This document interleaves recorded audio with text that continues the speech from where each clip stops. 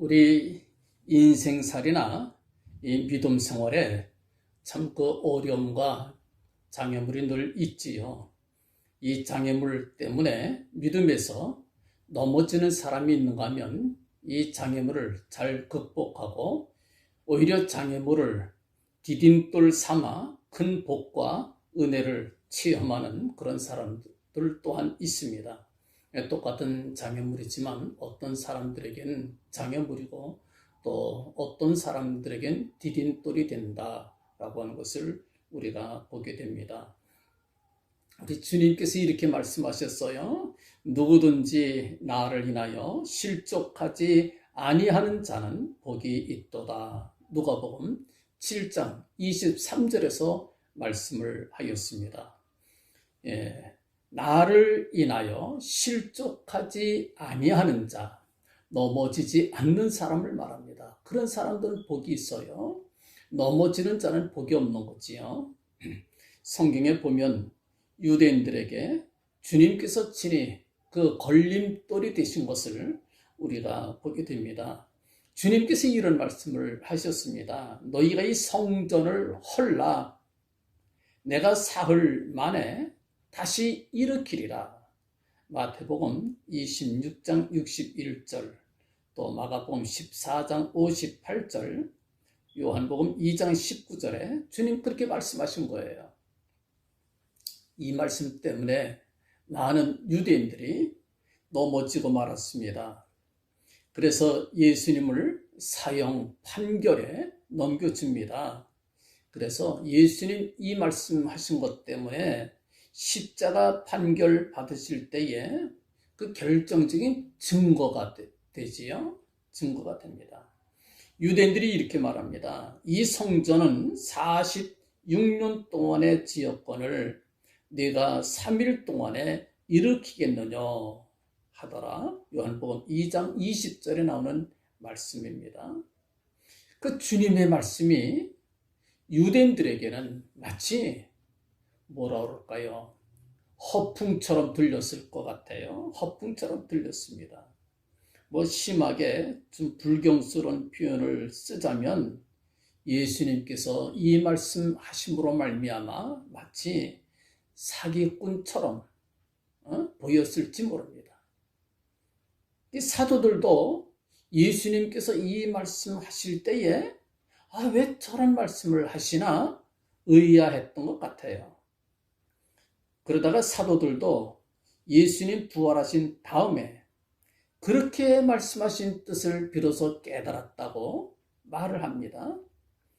죽은 자 가운데서 살아나신 후에야 제자들이 이 말씀하신 것을 기억하고 성경과 및 예수의 하신 말씀을 믿었더라. 요한복음 2장 22절에서 말씀을 합니다. 주님께서 말씀하신 성전은 예루살렘 건물이 아니고요. 당신의 몸, 육체를 가리켜 말씀하신 것이었구나. 이걸 깨달은 거예요, 나중에. 무엇을 말합니까? 주님께서 이 말씀하신 것은 허풍이 아니었다 그 말이지요.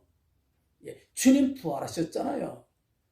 실제 이루어진 말씀 아닙니까? 사흘 만에 내가 다시 세우리라 말씀하시고 주님 부활하신 거예요. 여러분들 생각해 보세요. 만약에 예수님께서 이 말씀을 하지 아니하셨더라면 어떻게 됐을 것 같아요? 십자가 처형을 당하지 아니하셨을 수도 있지 않았겠느냐? 그렇게 우리가 생각할 수 있지 않겠어요? 예수님께서는 이 말씀 때문에 유대인들이 당신의 말을 듣고 넘어질 수도 있다라고 하는 것을 모르셨을까요? 아닙니다. 알고 계셨어요. 예수님도 알고 계셨어요. 일부러 그들이 오해하도록 그렇게 말씀하신 겁니다. 정말일까요? 정말 그래요. 누가복음 22장 35절과 36절에 보면 그 증거가 나옵니다. 예수님께서 십자가를 지시기 전에 제자들한테 뜬금없이 칼을 사라고, 검을 사라고 그렇게 요구하셨어요. 검 없는 사람은 옷을 팔아서 검을 사라 이렇게 말씀하셨어요. 왜 예수님이 이런 말씀하셨을까요? 사람 죽이는 칼입니다. 그걸 왜 사라고 그러셨을까요? 이유가 뭡니까? 그 다음 절에 나옵니다. 이렇게 말씀을 하셨어요. 내가 너희에게 말하노니 기록된 바 저는 불법자의 동료로 여김을 받았다 한 말이 내게 이루어져야 하리니 그렇게 말씀을 합니다. 예수님께서 불법자의 동료 무슨 뜻입니까? 불법자, 악당들을 말하지요. 건달들을 말합니다.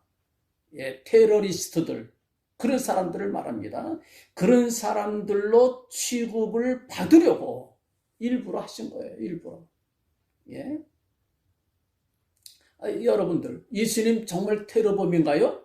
아니지요. 아닙니다. 제자들이 예수님께 이렇게 아뢰입니다. 저희가 여짜오되 주여 보소서 여기 검 둘이 있나이다. 칼 두 개를 딱 보여줬어요. 예수님한테. 그랬더니 예수님 하시는 말씀이 족하다 하시니라.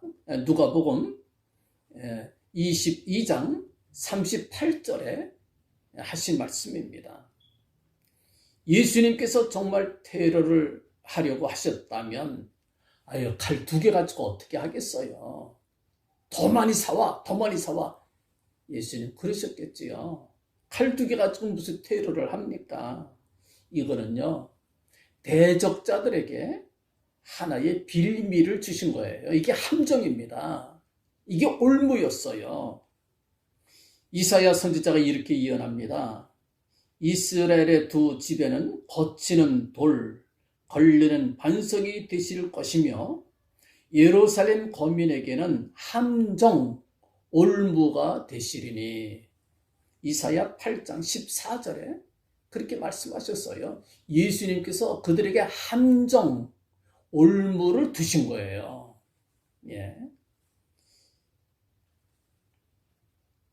일부러 이런 말씀을 하신 겁니다. 여러분들, 하나님께서는 우리 앞에도 많은 그 걸림돌들을 두셨습니다. 넘어지지 않는 사람들에게 큰 은혜와 복을 주시기 위해서 우리 걸림돌을 두셨어요. 그러나 넘어지는 자, 쓰러지는 자, 낙오하는 자에게는 참 비참함이 있지요. 패배와 비탄과 후회가 있게 됩니다. 이 무익한 종을 바깥 어두운 데로 내어 쫓으라. 거기서 슬피 울며 이를 갈미 있으리라. 마태복음 25장 30절에 말씀하시지 않았습니까? 바깥 어두운 데로 내어 쫓겨서 슬피 울며 이를 가는 이런 불쌍한 낙오자가 되지 않고 복과 은혜를 마음껏 누릴 수 있는 저와 여러분들이 될 수 있기를 간절히 바랍니다. 성경에 보면 4가지 걸림돌이 있습니다. 4가지 걸림돌을 잘 넘으시면 복받아요. 첫째, 교만 걸림돌입니다. 교만한 사람들 다 여기 넘어져요. 그래서 겸손함은 통과할 수 있어요. 두 번째, 불순종 걸림돌입니다. 순종하는 자만 통과할 수 있는 걸림돌이 있어요. 셋째, 불신 걸림돌이 있어요. 여긴 믿지 못하는 사람은 다 넘어집니다. 믿는 사람만이 통과하는 걸림돌이지요. 네 번째, 거짓과 불의의 걸림돌이 또 있어요. 진실하지 못하고 불의한 사람들 다 걸려 넘어져요. 그러나 진실하고 의롭게 사는 사람들은 통과합니다. 그런 말씀이 성경에 있느냐? 여러분들 분명히 있기 때문에 제가 말씀드리는 거예요. 제가 읽어드리도록 하겠습니다. 호세아 5장 5절에 이렇게 말씀을 합니다. 이스라엘의 교만이 그 얼굴의 증거가 되나니 그 죄악을 인하여 이스라엘과 에브라임이 넘어지고 유다도 저희와 한 가지로 넘어지리라. 교만한 사람들 다 넘어지리라. 그렇게 말씀하신 거예요. 교만하면 넘어집니다. 로마서 9장 33절에는 이렇게 말씀을 합니다. 기록된 바 보라, 내가 부딪히는 돌과 거치는 반석을 시온에 두리니 저를 믿는 자는 부끄러움을 당치 아니하리라. 저를 믿는 자, 믿는 자는 부끄러움을 당하지 아니하지만 믿지 못하는 자는 걸려 넘어지게 될 것을 우리에게 말씀해 주셨습니다. 또 베드로전서 2장 8절 말씀에서는 또한 부딪히는 돌과 거치는 반석이 되었다 하니라 저희가 말씀을 순종치 아니함으로 넘어지나니. 그랬어요. 말씀을 순종치 아니하는 사람들은 다 넘어져요. 이는 저희를 이렇게 정하신 것이라. 이것이 하나님께서 정하신 법칙입니다. 순종하지 않는 자는 넘어지도록. 하나님 나라 못 들어가는 거예요. 순종치 않는 사람들. 또한 호세아 14장 9절과 잠언서 11장 5절, 28장 18절 말씀에는 이런 말씀이 있습니다.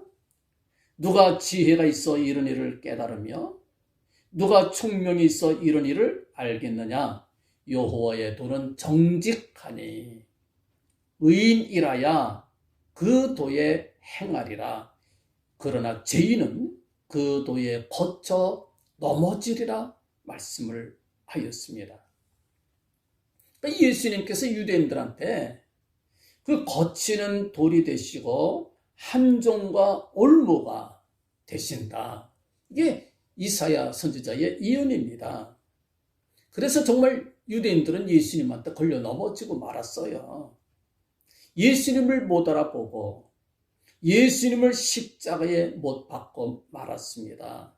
예수님을 사기꾼 또는 악당으로 여겼던 것을 우리가 보게 됩니다.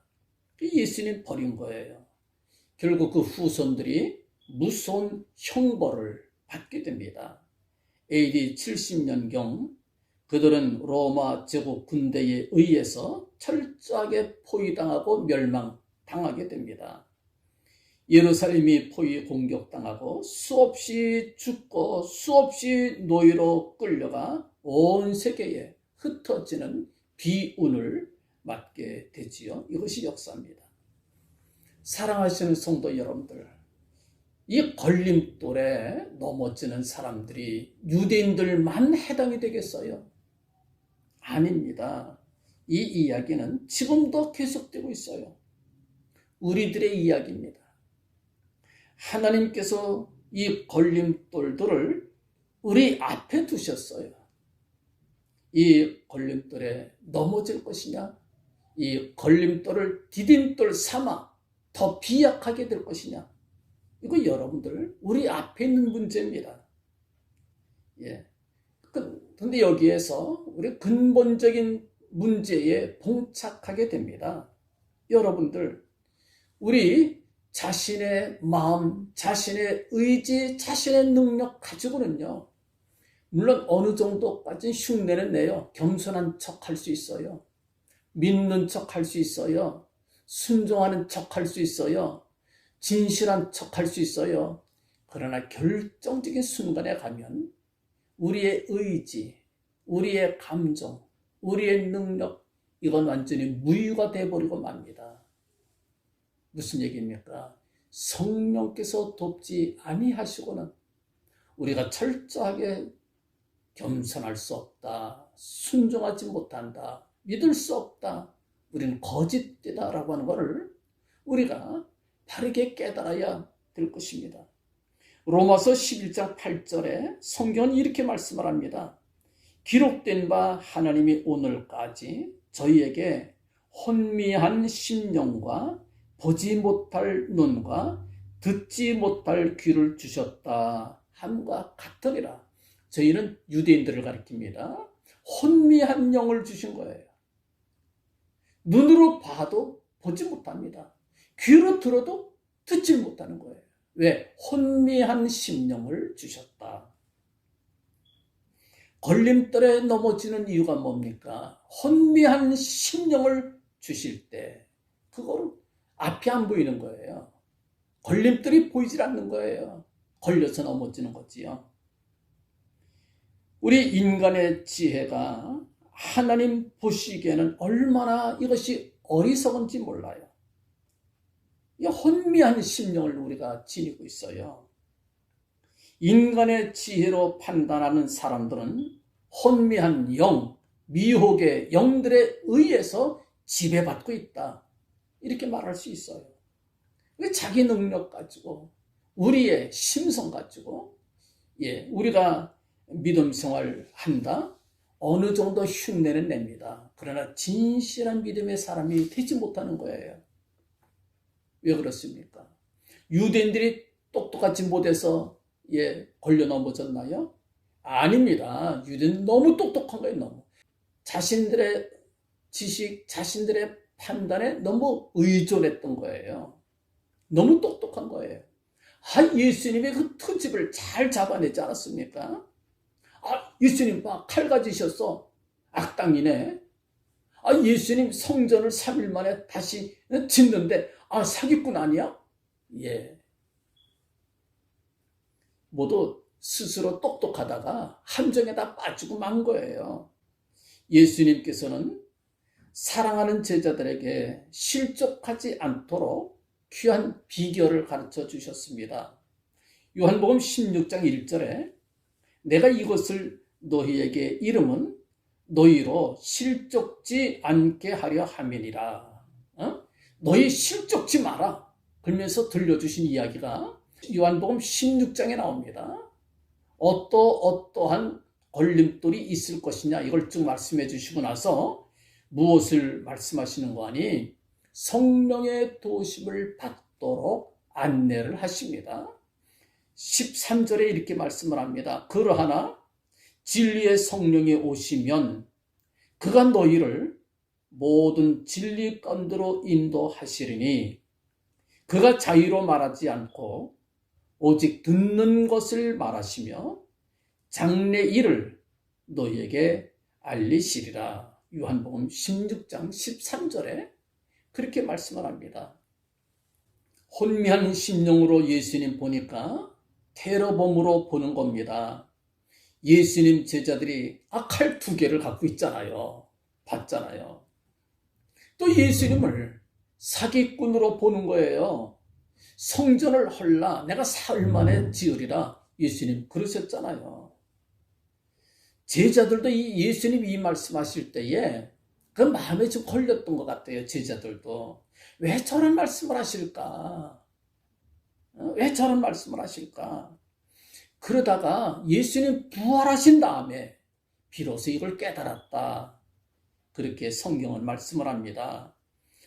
주님 말씀하신 성전은 예루살렘 건물 성전이 아니라 당신의 몸을 가리켜 하신 말씀이었구나. 예수님 부활하신 다음에 깨달은 거예요. 여러분들, 유다 왕국의 마지막 왕 시드기야는 똑똑한 왕이었어요. 예루살렘의 멸망을 예언했던 에스겔 선지자와 에레미야 선지자 두 선지자의 그 약간의 차이를 딱 발견을 합니다. 어떤 차이가 있습니까? 에레미야 선지자는요, 에레미야 34장 3절에 내 눈은 바빌론 왕의 눈을 볼 것이며 바빌론 왕의 눈을 볼 것이며 그렇게 예언했는데 에스겔서 12장 13절에 바빌론 땅에 이르리니 그 땅을 보지 못하리라 그랬어요. 에레미야는 왕을 내가 눈으로 보리라. 에스겔 선지자는 그 땅을 보지 못하리라. 그래서 이게 차이가 있다.